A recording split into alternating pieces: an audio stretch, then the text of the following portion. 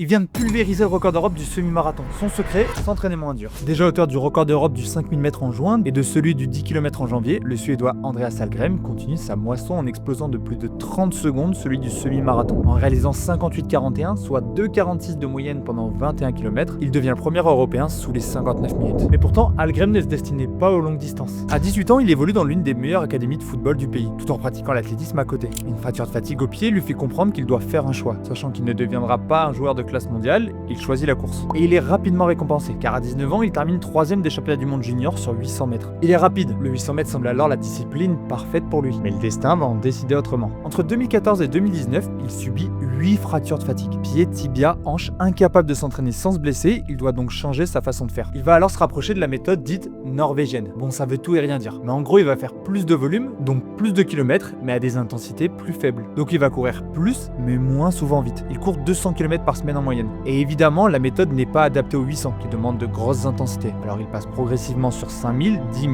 et même semi-marathon. Et ça marche. Le plus important, c'est qu'il ne se blesse plus. Il peut donc reprendre sa progression jusqu'à battre tous les records d'Europe. Mais attention, lui-même le dit, il n'y a pas une seule façon de performer à haut niveau. Cette méthode, elle n'est pas magique, mais elle marche pour lui, et c'est le plus important.